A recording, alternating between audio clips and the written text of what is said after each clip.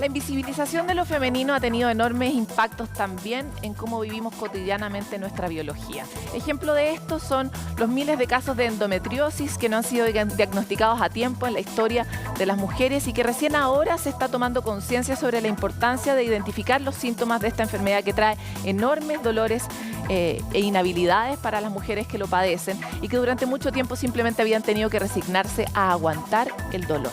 Este tipo de problemas también se traducen en la investigación.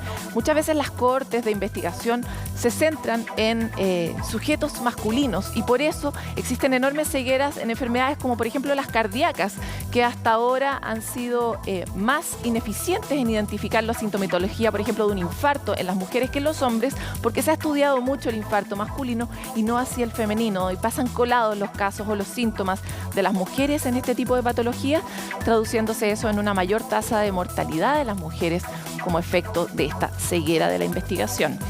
Esto también lo podemos mover hacia el mundo de las hembras, de la fauna, del mundo animal y lo poco que conocemos sobre los aparatos reproductores femeninos. Apenas el 8% del mundo animal ha sido estudiado en sus aparatos reproductores femeninos. Imagínense la ceguera que tenemos en esta materia, la cantidad de conocimiento que no hemos podido aprovechar y que podemos poner a disposición de la humanidad para nuevos avances y mejor comprensión de cómo está entrelazada la vida en el planeta, sin mencionar que la vida se reproduce mayoritariamente por el aporte que hacen las mujeres al cargar esos hijos, ¿verdad?, en sus vientres animales o humanos. Esta ceguera es la que queremos cortar. Queremos tener el mismo acceso a la salud, queremos tener el mismo derecho a no sentir dolor, queremos tener el mismo derecho a no morir, no solo como efecto de la violencia, sino también de la omisión. Por eso y mucho más, queremos conmemorar este 8M para el mundo animal en general, no solo el humano, e invitarlos a ser parte de esta causa que finalmente se va a traducir en un planeta mejor para todos y todas. Bienvenidos a Desafío Tierra.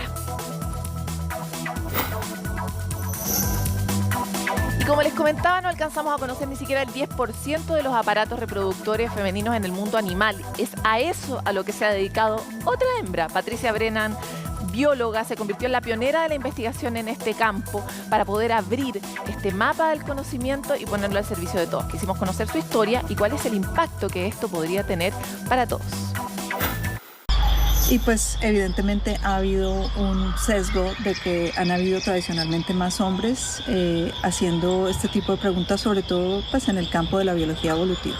Y es precisamente ese sesgo el que Patricia Brennan pretende frenar con su investigación de la sexualidad de las hembras en la fauna. Aunque parezca increíble, apenas el 8% de los estudios sobre reproducción estaban centrados en ellas. Estos son temas que en muchos lugares se consideran un poco tabú, que la gente no realmente entiende por qué tendríamos que hacer ciencia para contestar este tipo de preguntas. Aunque es interesante que se ha hecho mucha más investigación sobre los penes de todas formas que sobre las vaginas. Falocentrismo que puede explicarse también por la baja presencia femenina en la ciencia. En Chile, por ejemplo, apenas el 38% de la investigación es realizada por mujeres. Un machismo que se ha visto a través de todas las áreas, que las mujeres siempre han sido relegadas para cuidar a los hijos y en general por eso hay una menor proporción de mujeres en general en cualquier profesión, ¿no? Y bueno, eso yo creo que culturalmente ya está cambiando. Cambios que solo se logran cuando una valiente abre el paso. En este caso, Patricia, que volcó su curiosidad a su trabajo. Su primera investigación surgió cuando en sus estudios sobre evolución vio el pene del pato pequinés. Allí descubrió que del aparato reproductor femenino no se sabía nada. El hecho de haber encontrado una vagina que parecía más bien un laberinto con una cantidad de espirales distraían la dirección del pene. Básicamente pues fue un descubrimiento increíble. Además porque los patos son muy bien conocidos. Con sus observaciones confirmó que las espirales en la vagina de la hembra eran literalmente un mecanismo antiviolación, algo que según los expertos podría demostrar además una escalada evolutiva. En esta especie serían las hembras las que determinan cómo son los machos. En muchas especies hay hembras que tienen ciertos criterios para escoger al macho y finalmente son ellas las que deciden con qué machos se parean y cuál no. Esa cultura está cambiando y ahora la gente está más interesada en aprender sobre las vaginas. Su último hallazgo es que las hembras de delfín tienen un clítoris tan placentero y útil como el de las mujeres. La especie estereotipada como infantil y juguetona, de hecho practica el sexo por placer y para socializar. Ciencia que nos demuestra cómo el reino animal también reacciona frente a actos machistas que solo pensábamos, sufríamos los humanos. Mantienen un fuerte vínculo con sus...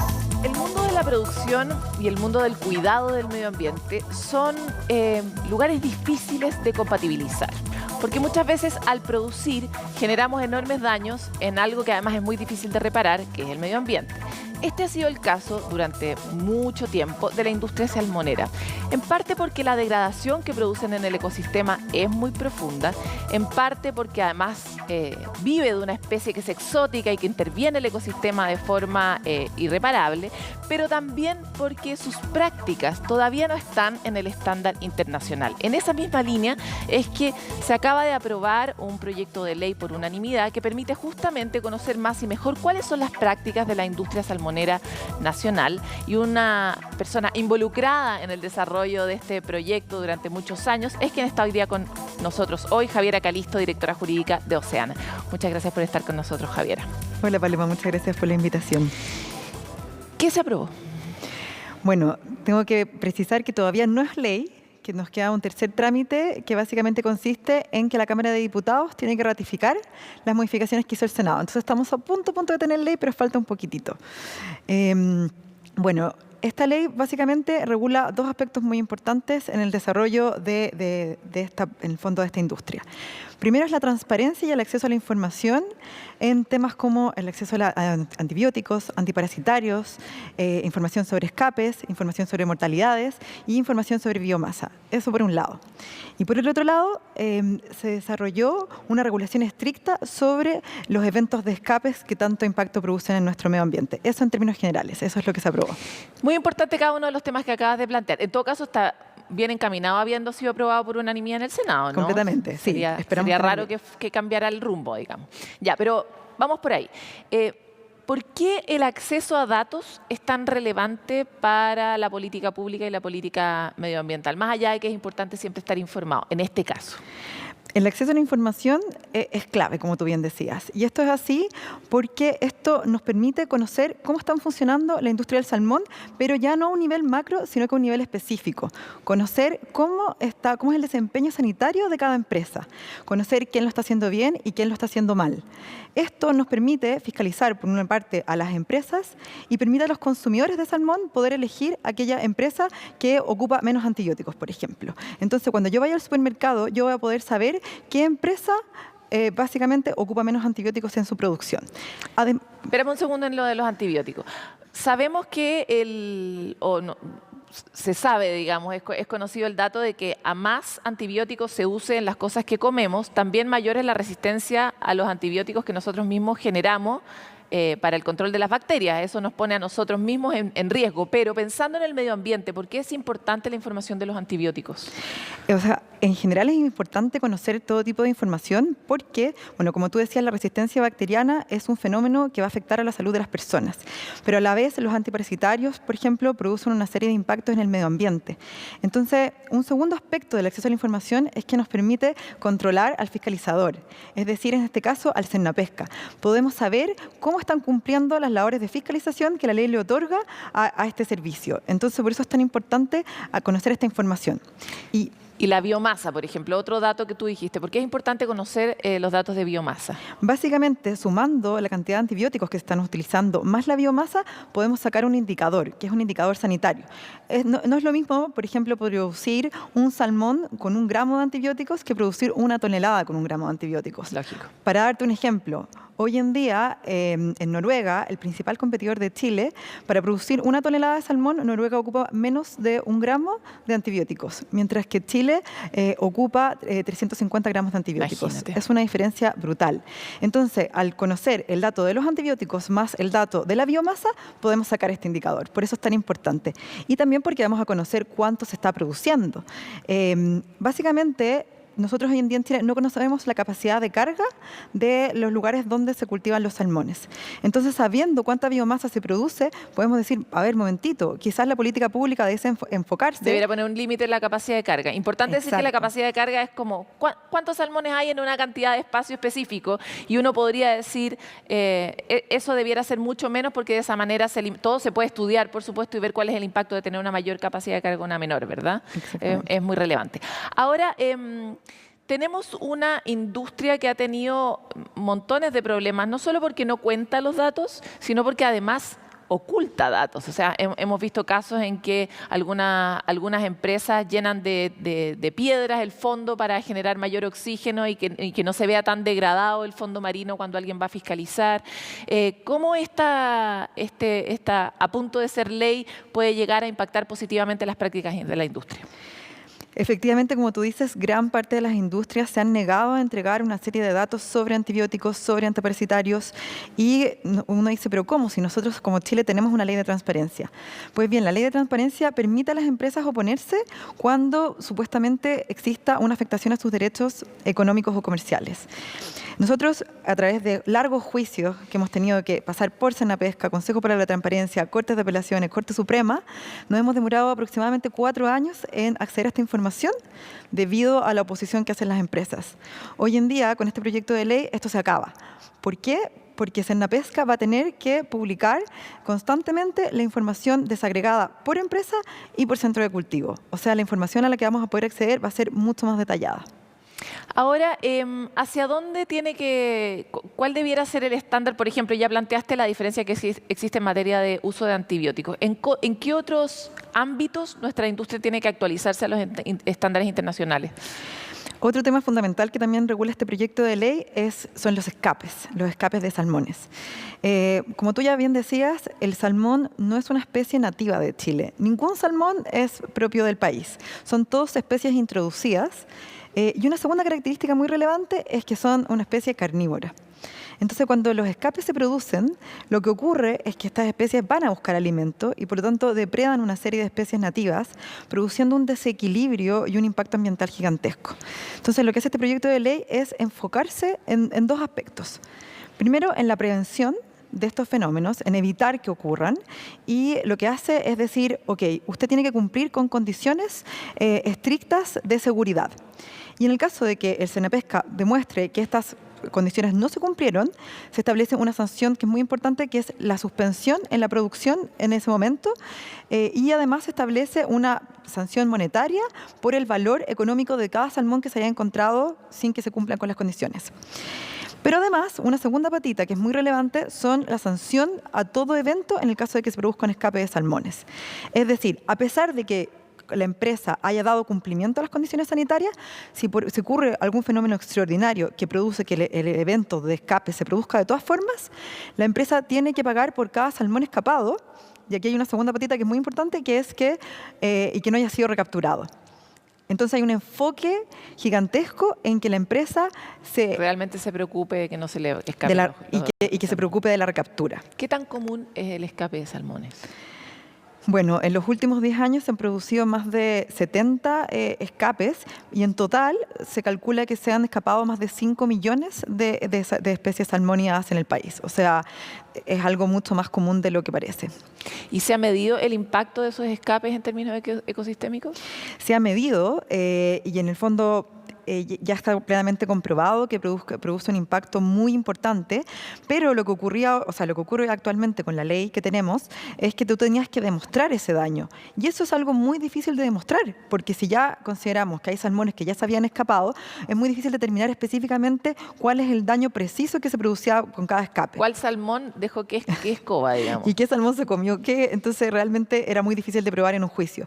Entonces lo que hace el nuevo proyecto de ley es decir, salmón escapado, salmón sancionado, salmón que es recapturado, salmón que se descuenta de la multa. Y adicionalmente, algo que es muy importante, es que hoy en día la ley considera que esto es algo que ya estaba demostrado por una serie de papers, que la mejor medida para, en el fondo, provocar la recaptura de los salmones es que la pesca artesanal estuviera ahí presente para ayudar a la recaptura. Entonces, hoy en día la empresa puede contratar a los pescadores artesanales, que tiene ahora en el fondo la obligación de entregárselos a la empresa, la que obviamente tendrá que pagar por estos servicios, pero así de esta forma la empresa va a devolver estos ejemplares al Sernapesca y solamente bajo este registro oficial se van a poder descontar los salmones que se escaparon. Ahora, ¿cuál es el mundo ideal? Porque nosotros ya introdujimos castores en la Patagonia, ya los salmones están en nuestro país, son una actividad productiva con la que además Chile se luce frente al mundo. O sea, el salmón es una marca que constituye la marca país. ¿Cómo es una industria introducida pero saludable de esta especie dentro? ¿Cuál es el estándar esperable final, digamos? Bueno, la verdad es que se esperan una serie de cambios de esta industria que hoy en día claramente no es sustentable. Nosotros creemos que la producción debe disminuir, que el salmón que sale de Chile tiene que ser efectivamente un salmón premium. Hoy en día en el extranjero el salmón chileno no se vende al mismo precio que el salmón japonés o que el salmón noruego, porque es un salmón que es de menor calidad, porque ocupa más antibióticos, porque requiere de antiparasitarios, tiene piojos el salmón chileno. Entonces, al disminuir la producción, lo que se espera es que se aumenten los estándares ambientales y que efectivamente ahí podamos decir, ok, el salmón chileno efectivamente es mejor. Es importante que el salmón no se produzca en todas partes. Hay ciertas zonas que tienen que mantenerse prístinas. Como los parques nacionales, que es una discusión reciente, la hemos visto, la hemos cubierto aquí también, ¿no? Exactamente. En Oceana hemos trabajado junto a comunidades locales para que se protejan zonas como ya está protegida, por ejemplo, la zona de Tortel, donde la comunidad local trabajó arduamente para que esa zona se declarara y se protegiera de la salmonicultura.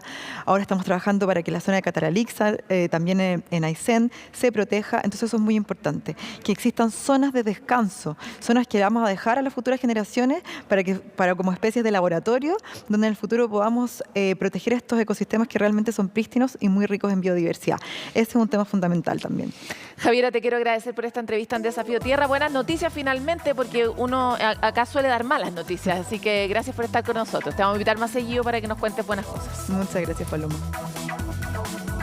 Es verdad, estamos acostumbrados a decir que las leyes no prosperan. Por ejemplo, el Servicio Nacional de Biodiversidad, ¿verdad? Tantos años que hemos esperado que esa noticia avance y se convierta en realidad. Hoy estamos a punto de celebrar algo que puede ser revolucionario para nuestra propia industria y también para nuestros estándares medioambientales para cuidar zonas tan asombrosas como las que hay en Chile, sus océanos, sus particularidades únicas en el mundo. Nosotros vamos a una pausa y volvemos con más.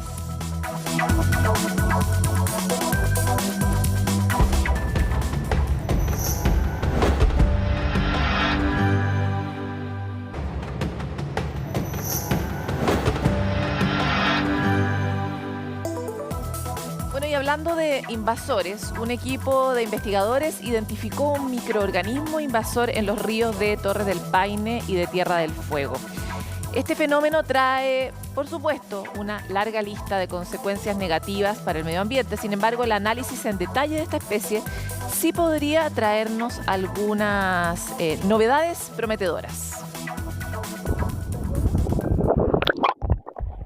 Solo sumergiendo una cámara bajo el agua podemos ver su color café verdoso, algo viscoso, que lo hace pasar desapercibido dentro de la flora marina. Pero lo que observamos es en realidad un singular microorganismo invasor de agua dulce que está amenazando a los ecosistemas acuáticos de la Patagonia chilena. El dídimo ya llegó para quedarse, básicamente. O sea, es una microalga altamente invasiva y es generalista y va a ser muy difícil, por no decir imposible, su erradicación. Esta es la primera vez que hay un invasor, una microinvasión y que tiene esta oportunidad de ser estudiada porque está en proceso.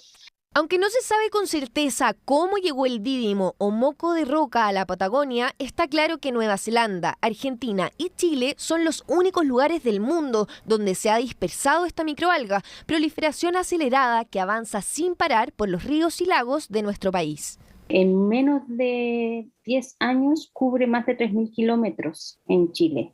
Está desde Siete Tazas hasta Tierra del Fuego. Las invasiones biológicas afectan el ecosistema del entorno al que llegan. Esta microalga es un invasor muy difícil de detectar debido a su tamaño, a diferencia de otras invasiones biológicas estudiadas hasta la fecha, como ocurre con los macroorganismos, animales o insectos como los castores o las chaquetas amarillas. primero la detección temprana, ¿no es cierto? Y ahí lo sacas antes que entre. Una vez que entra, tú tienes que tratar de evitar que se disperse. Aquí se dispersó muy rápido. Entonces nosotros ahora estamos en una siguiente etapa, que es tratar de controlar y mitigar el efecto de esta invasión. Pero, ¿qué implica su presencia en nuestro país? Científicos del Centro de Investigación Dinámica de Ecosistemas Marinos de Altas Latitudes de la Universidad Austral de Chile y de la Universidad Técnica Federico Santa María han trabajado en conjunto para estudiar su impacto en los entornos acuáticos de la Patagonia. Cuando se producen los florecimientos, las floraciones de esta alga, ocupan el espacio y ocupan los nutrientes de otras especies que se encuentran en estos ecosistemas. Entonces tienen un impacto desde el punto de vista ambiental, desde el punto de vista biológico, pero también desde el punto de vista estético. Y además de alterar las cadenas alimenticias de especies que habitan aquí. Pero a las consecuencias, los investigadores están echando mano a la tecnología para darle un uso eficiente a esta alga y ver esta invasión como una oportunidad. Nuestro enfoque como laboratorio de nanobiomateriales es buscar soluciones nanotecnológicas que permitan hacer los procesos industriales, los procesos productivos de las principales industrias de nuestro país, como la minera, la acuícola o la de manufactura, más eficientes y sustentables. Probaron que el alga puede absorber metales pesados, incluso tendría capacidades antibacterianas y antivirales. Hoy día nuestro proyecto Bio está patrocinado por SQM y ellos están interesados en la captura para la salmuera de litio del calcio y del magnesio. Pero además nosotros no descartamos en un futuro absorber también plomo en la industria de la potabilización del agua y también cobre para tratamiento de relaves. Una particular invasión que científicos nacionales están intentando controlar, pero al mismo tiempo sacando provecho para mejorar procesos industriales y así no alterar la naturaleza de uno de los rincones más prístinos de nuestro planeta. Bueno, y la crisis climática nos afecta a todos y todos tenemos que ser parte de la solución, así lo ha declarado la última COP, ¿verdad? Pero uno de los grandes problemas es que los humanos comemos y comemos mucho. ¿Cómo podemos hacer que nuestro proceso de alimentación sea parte de la solución?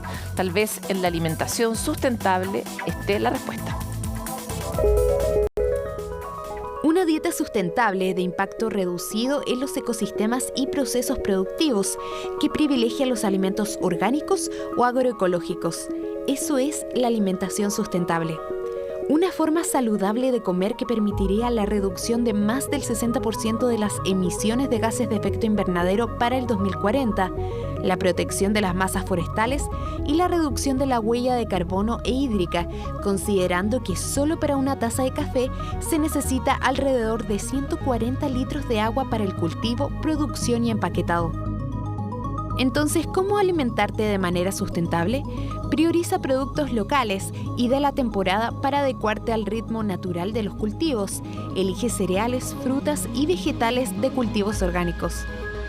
Si consumes carne, prefiere aquellas que provengan de animales de libre pastoreo en solo una de las 3 comidas diarias e incrementa el consumo de vegetales para compensar. Además, puedes utilizar los desechos orgánicos de tus alimentos como abono casero para cultivarlos en casa. Cada acción aporta frente a la crisis climática y, como vemos, todo suma, incluso lo que comes.